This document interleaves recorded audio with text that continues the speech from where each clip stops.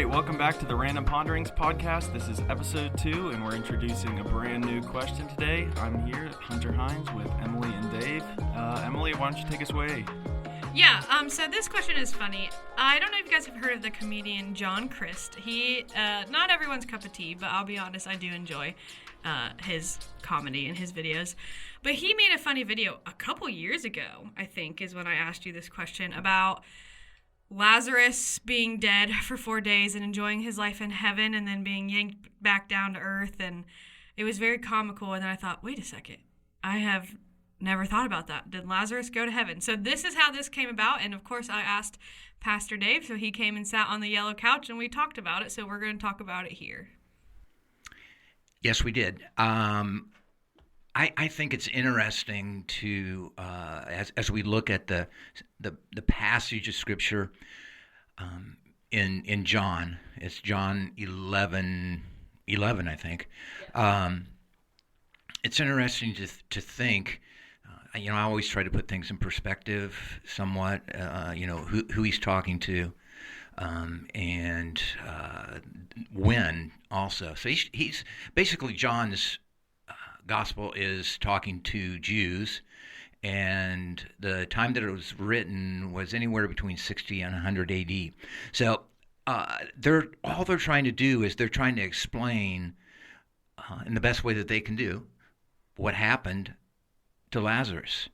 And there's so many different theories. They believed that there was a place called Sheol. They believed that there also was a place called Hades. There was a place called hell.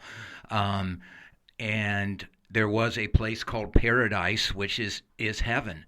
And they tried to explain as best as they could what happened at death and what happened at when you went to heaven, what happened. Now, I don't know if, the good thing is we're going to talk about this and we're going to have fun with it, but this is not something that's essential to our salvation, but it's fun to talk about. And that's the reason we're doing some random ponderings about this.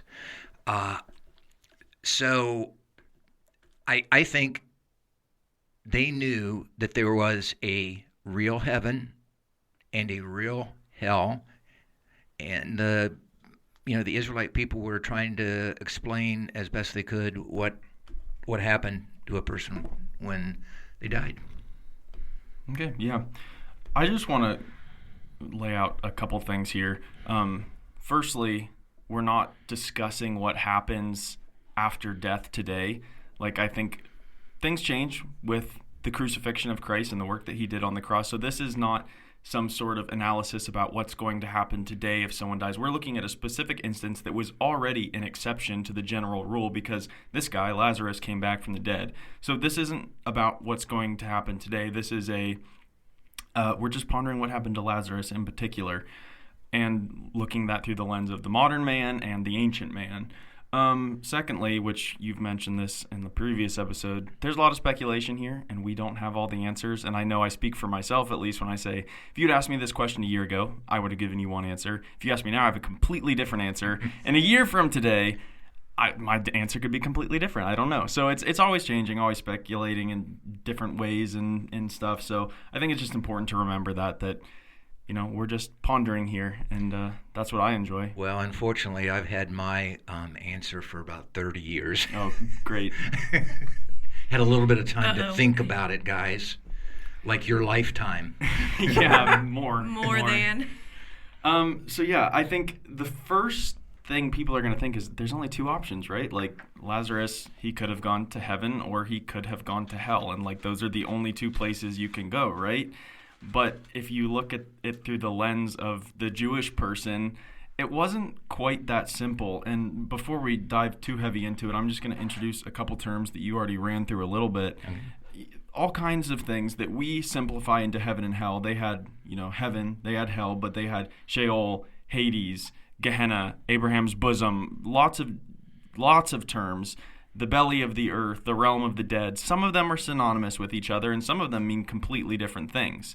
and we just say heaven or hell. But it becomes a lot more complex when you begin to introduce those other terms into this conversation. For today, and we have other questions coming up that will deal more with what happens after death, but for today, I really just want to introduce Sheol, because it's a term that not a lot of people are familiar with, and it's helped me understand a lot more of the way that people back then thought. And so, firstly, I want to say, when you die, you go to heaven. But that was not what people have always believed. Before the time of Jesus, they believed in Sheol, which kind of has a dual meaning, and you can correct me if I'm getting any of this wrong, kind of has a dual meaning of the grave and a place where the souls go. So you've got Sheol, which just means the grave. You're 6 feet under. That's where your body is. And then you have Sheol, the place where your soul goes, because it has to go somewhere else. We can see that it's no longer in the body. And so when you die, you go to Sheol, regardless of your beliefs. Now, that's not to say that everyone went to the exact same place. Everyone went to Sheol. Everyone died when they're dead. That still happens today. When you die, you're dead. But they went to Sheol. And Sheol, if we look at some other verses in Scripture, and we'll dive into all that later, was essentially split into two places. Hades and Abraham's bosom, and that's the way that Jesus refers to them. Hades is kind of just the Greek equivalent of Sheol. Abraham's bosom refers to, for lack of a better term, the good side of Sheol. So you have a separation when you're in Sheol of good people and bad people, but there was not a major distinction yet. There was no, at this point, and we'll get into this later, in their belief, weren't going to heaven yet because the work of Christ had not been done yet. They were awaiting the resurrection. They weren't looking for eternal life until the day of the resurrection. At least that's the way that I understand it. So basically what you're saying is that they've already been judged? No, they're waiting the day of judgment. Well, I guess, they're still split into two categories, but they're awaiting the day of judgment. I don't know about that. I'd have to think about that for a little while, because I've not really heard that about Sheol. But yeah, I mean, that's another avenue I think we can take a look at. Yeah, and I've got some verses to look at that here in a bit, but we'll get into that later. Emily, what is your thought process going through this question? I think my thought process is a little simpler. I would like to say, before I watched that funny video, I never thought about where Lazarus was, not once, which sounds really weird now. But when you read this story, right, this miracle, he dies, Jesus was quote unquote late, he didn't make it on time is what they felt like, whether that's true or not, intentional or not, whatever. Jesus cries, he brings him back to life, happy story, we move on. Like, that's it.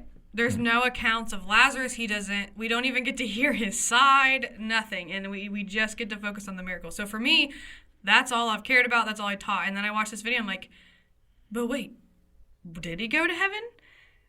And then what would that look like? Like, did he just sit with God and God said, sorry, I'm going to send you back down? Like, or the funny video, it talks about he's building his house, streets of gold, playing basketball with, Abraham and all them. And they're like, wait. Psych, you're coming back down. Yeah. You've been punked. Yeah, you've been punked. Like, you look at it. So I had never thought about it. And then after that, I'm like, but wait, is that true? That doesn't, for me, that felt weird to be like, okay, you're in heaven and then you're not. So either you had to know, they had to fill you in, or you really did just come back and then you're like, and he jokes about, coming from AC to no AC again. And I'm like, that's hysterical, but now I have this deep theology question from comedy. So for me, until I would say, researching this in the last couple of days, I was leaning on the sides that he did go to heaven, and I don't know the rest of what that looked like, but that's what I was leaning towards. After some research, I think my mind has changed a little bit. So what you're saying is he spiritually went to heaven? Yeah, like he was dead, like any other, because he didn't know, I guess, right? When he dies, he's sick and on his deathbed, and we don't get a whole lot of detail of that, but like, Jesus is coming, and then he dies. So from that perspective, I would think everything ceases. Yeah, You know, like your feelings, your emotions, yes. your intellect, all of that ceases when you die. Yeah. So I just thought, well, he had to go to paradise, I guess, heaven, whatever we're calling it. For me, it's heaven. But now doing some research, I think I might have changed my mind. So Okay, well, give us what you think your answer is now. well, after doing some research, I think he was just dead, and that sounds really simple. That is profound. Yeah, it's so deep. But he's dead. just dead. There's no accounts, which is not. I think, okay, I have a background in law enforcement. I went through the police academy, so all this evidence is circumstantial. Like, it couldn't win a case, I guess. So I want to make that clear. But there's no account of Lazarus having. Nowhere have we found in the Bible or not of like, I had this amazing experience. I went to heaven. Or I didn't. You know, there's no. And we hear about Lazarus again, and nothing. There's no. And I was like, that is to me a little weird. If he had this experience, I feel like just like the woman at the well, he would have to go tell everybody. And there's no accounts of that. And You would also think that Martha and Mary, when Jesus resurrected him, would go to him and say, you know, hey, what was it like? yeah. Or else he had a really, really good story when he comes out and says, man, I got something great to share with you. That's just not there. No. And it's not in the Bible, but there's not other accounts either. Like we found different things that people, there's just none of that. And so I was doing some research, and this we can link it. Just says he didn't go anywhere. He was just dead. And then that 4 days comes into play. Hunter, you can talk about that in a little bit because you're the one who taught me that. But he was just dead. He was ceasing to be alive. His soul didn't go anywhere, and then he was back. And then I think it's different now, and we can get this later. Where is he now? I feel like my opinion is different. But for those 4 days, I think I'm leaning on he was just dead, and there was no going somewhere. And I guess because God knew it was going to happen, they just allowed him to just be dead. So you think that's specific to Lazarus? Like Lazarus is Yeah. the only one who just gets dead? I don't know. I mean, there's the girl that was brought back to life too, so maybe she had that same experience, and maybe it's a unique experience. Well, and I think, this is an exception to the rule, regardless. Yeah. So I can see that. Dave, where's your mind going? His What are eyes you are twitching. pondering? I don't see it as an exception to the rule because that's not the way that, to me, that's not the way that God works. I do really agree mostly with the theory of he just died. But I think there's a lot more that goes into that, Emily. But I'm right there with you.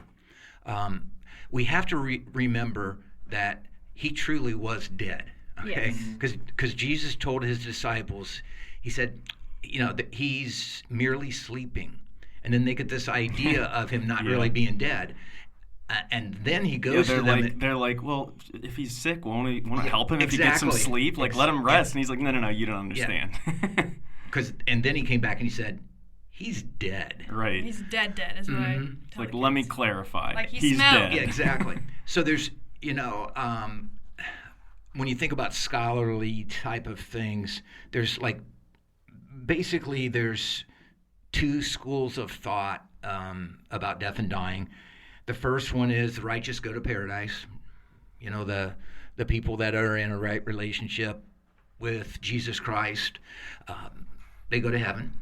And then all of the dead, good, bad, or ugly, sleep in their graves until the resurrection day. I think it's important to note again, when they talk about sleep and they talk about death, all emotions and feelings and everything, you cannot experience that anymore.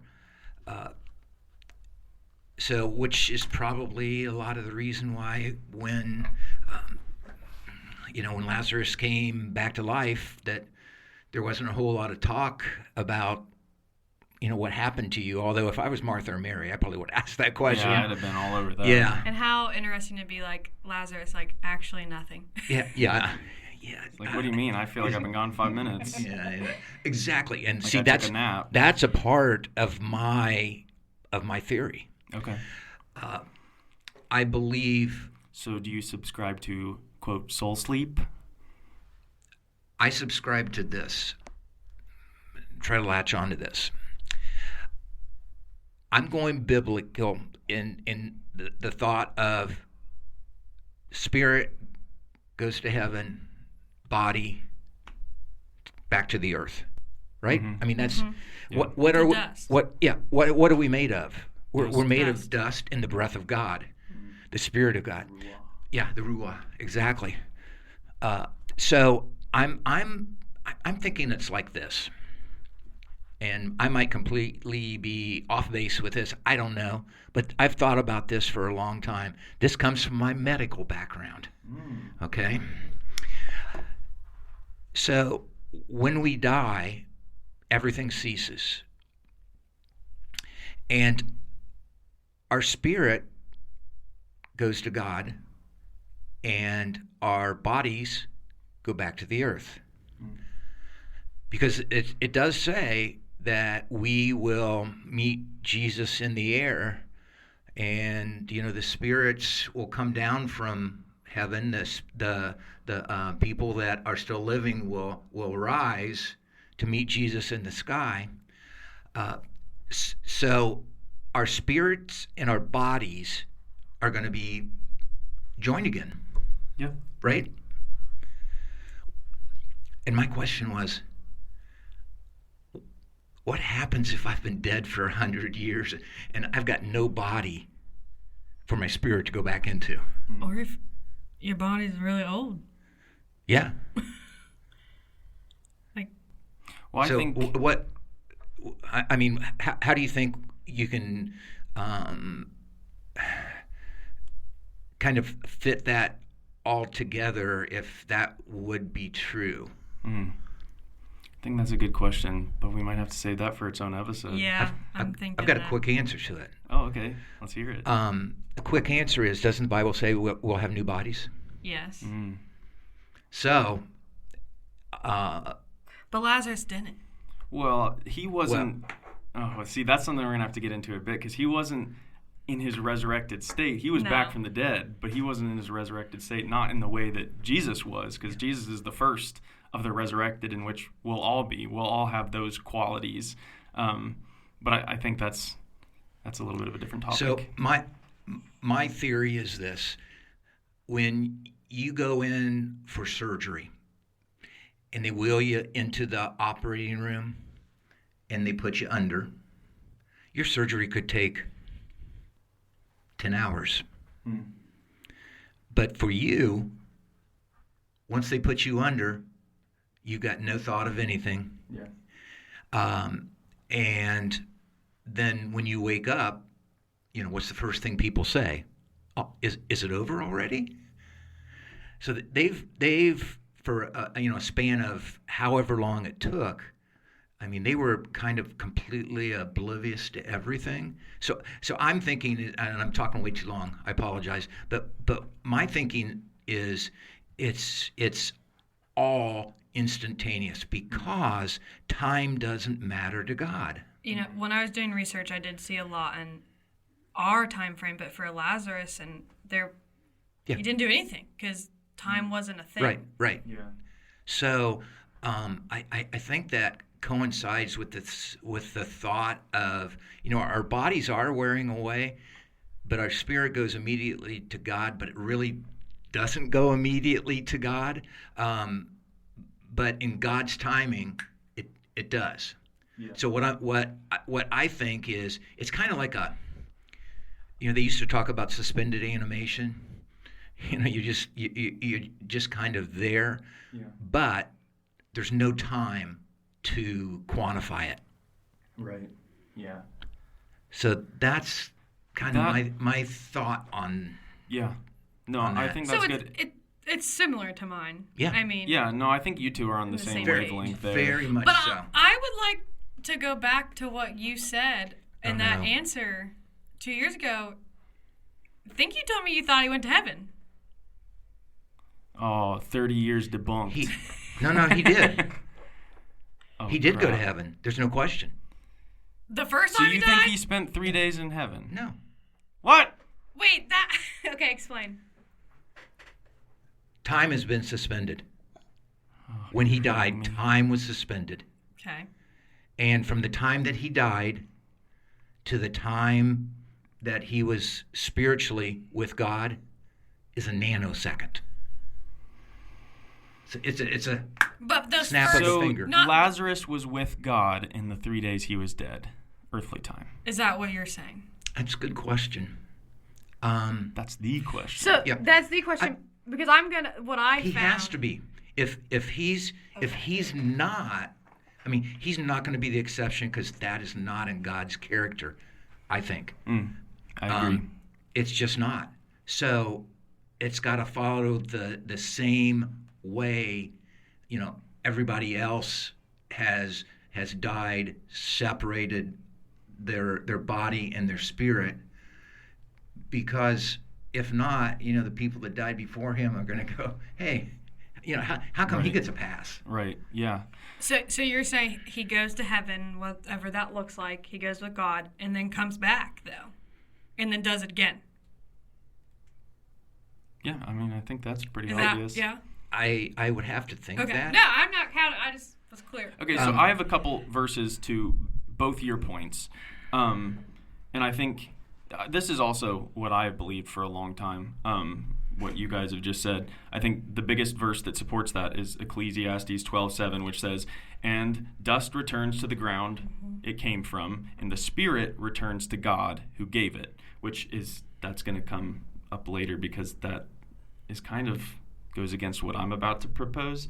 And then the other verse, and so I would define heaven as God's space, because a lot of times in scripture when it's saying heavens, it's referring to, the skies, but it's really saying like where God resides. And I think that's what we're saying. Like if I were to die right now, I would go to be where God resides. I think that's the work that Christ accomplished on the cross. Which is not directional. Right. You can't say it's up, down, over there. So John 3:13 though says, and this is Jesus speaking, says, "No one has ever gone into heaven except the one who came from heaven, the Son of Man," which I think throws a wrench in a lot of theories and a lot of what people believe What about was that scripture? John 3:13. Okay, it's because You want to read again? No. Which I think causes a lot of issues. But I think it works well with what the ancient people believed and what the Jewish people believed, because they didn't believe in going to heaven. And paradise was a separate thing from heaven. Paradise was synonymous with Abraham's bosom, the side of Sheol, where the righteous people would go. And we read in Genesis that's where Jacob went. It says he went to Sheol. And in it says he will go down to Sheol mourning his son Joseph when his son said that they killed him. In Numbers 16:13, Korah's rebellion, and this is the other side because these are wicked people. Korah's rebelling against Moses, and Moses is like, "Look, everyone, if they're truly in the wrong here, God's going to do something about it." Before anybody knows what happens, a giant hole in the earth opens up and swallows Korah and all of his family and all his belongings, and it says they went down alive into Sheol, into the realm of the dead. And then there's a lot of it, which is, a horrifying image. But the verse that I kind of want to focus on for my side of what I think is going on here is Luke 16:19 through 31, which is Jesus talking about the rich man and, coincidentally, Lazarus. Now, obviously not the same Lazarus. This is a parable, but it's still, I think it is kind of a weird coincidence that he does use the name Lazarus for this story about someone who has died and is experiencing the afterlife. And we see in this story, it says, there was a rich man, this is Luke 16, verse 19. There was a rich man who was dressed in purple and fine linen and lived in luxury every day. At his gate was laid a beggar named Lazarus, covered with sores, and longing to eat what fell from the rich man's table. Even the dogs came and licked his sores. Disgusting. The time came when the beggar died, and the angels carried him to Abraham's side. The rich man also died and was buried in Hades, where he was in torment. He looked up and saw Abraham far away with Lazarus by his side. And you guys know kind of the rest of this story. The rich man is able to speak to Lazarus and is like, look, if you just, wet my tongue, I'm in like agony over here. But they're both in the same place. They're both in a place where they can see each other, where they can communicate with each other. And Lazarus, or the rich man, is like, look, let me just go and tell people, like, you don't want to be here. You don't want to wind up in this place. And he's like, Abraham's like, look, if they wouldn't listen to anybody else, they're not going to listen to you. Even if you come back from the dead, they're not going to listen to you. And this is Jesus speaking. So this is the one time where he was really talking about what happens after death. So I've got tons of other verses here because if we look at what they believe. So let's look a little bit at the story of Lazarus in this story. Jesus waits. He waits 4 days, and as we talked about, like that was the Jewish belief that the spirit would, wait around the body because it still had a chance to come back to life or whatever. Jesus waited past all that time because he wanted everyone to know Lazarus was not just being revived. He wasn't just in a coma. He wasn't unconscious, but he was coming back from the dead.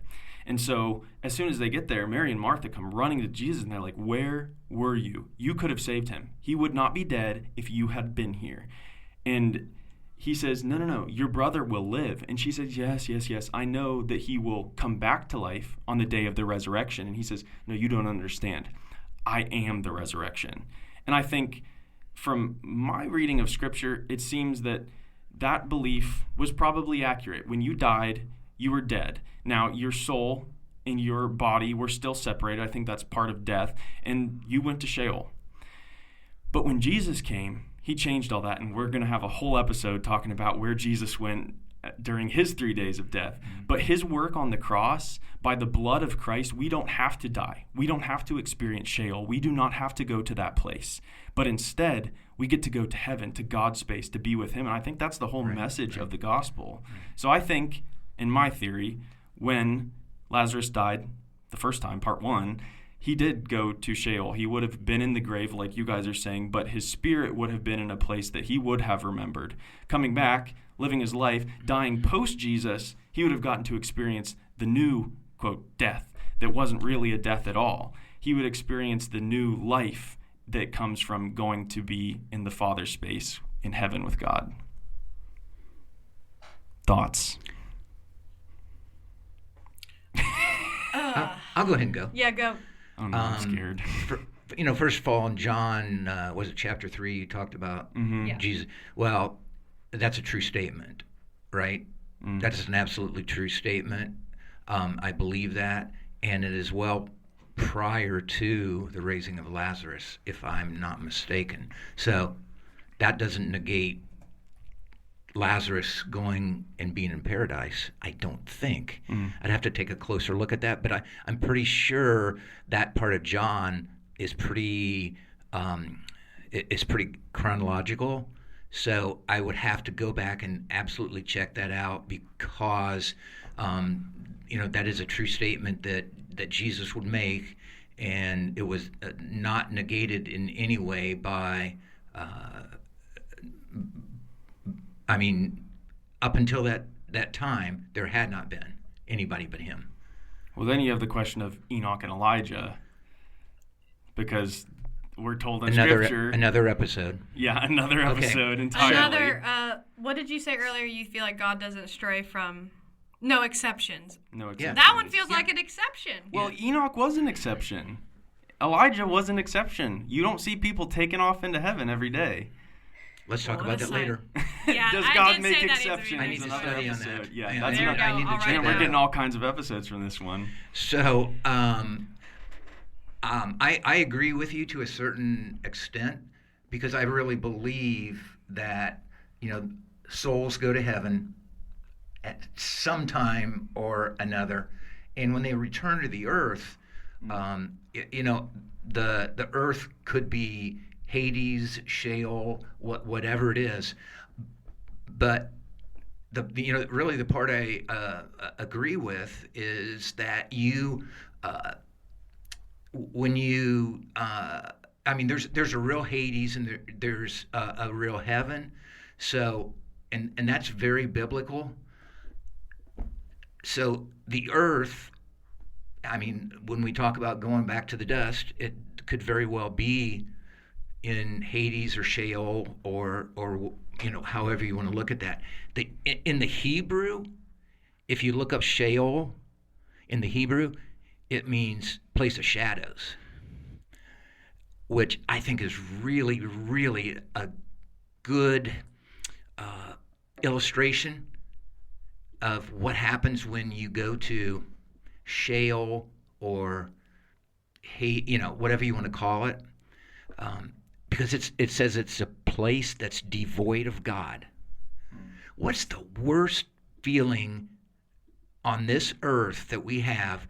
It's that sense of loneliness, of not having anything, of being hopeless and helpless, and I see that in the punishment of us just being a shadow of ourselves and hollow and just roaming around our spirits. But again, and then we can talk about the first judgment and the second judgment. We can also get into that a little bit. But when it comes to the judgment, we're going to be judged, and we'll go to the place that God tells us to go. So I agree with you on the Sheol. I had not heard about the two sides of it before, but I'll definitely take a look at it. Yeah. To make sure you aren't making that up. Just kidding. I'm just kidding.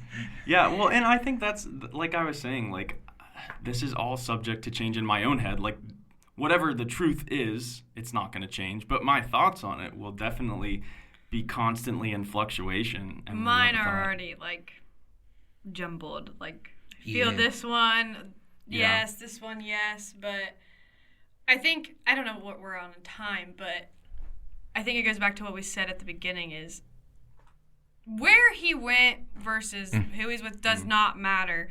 The miracle itself matters in this case, right? What Jesus did. Right. But it is interesting to talk about. Well, and maybe it just kind of fanned the flame with somebody that is listening. I do have a question. Do you think, so one of the circumstantial evidence, I'll say that maybe led me to believe is that even Jesus doesn't mention Lazarus coming back down. There's no words used that would even hint to anywhere. Do you think that's intentional? Do you think it's left out so that we don't know? That we do ponder it? I think the Bible leaves lots of room for pondering. And I do too, so would be my answer. I think you answered your own question with that because I think the emphasis that Jesus wanted was not so much where he came from, but the fact that he was resurrected, bodily resurrection, with his spirit, because he's pointing to, because just in a few days, he's going to be bodily resurrected, right? With his spirit, exactly. So he's saying, look, this is what's going to happen to me in 7 days. But it's also a promise that he gives to us, and this is what's going to happen with us. Yeah. Because of what I'm going to do. So I think he totally wanted to press that and make that the purpose of the miracle, I guess. Well, I think we've gotten a lot of great pondering done. I think all of us are a little more confused than when we came in. That's what I was going to say. That's what I love about this. Yeah. I got a headache. No, not really. Let me wrap up with this one verse from Isaiah, and this is, of course, a prophecy regarding the Messiah, and it says, "He will swallow up death forever. The sovereign Lord will wipe away the tears from all faces. He will remove his people's disgrace from all the earth. The Lord has spoken." I think that's a good way to wrap this up. Yep, excellent. Well, thank you guys so much. Thank you. See you later.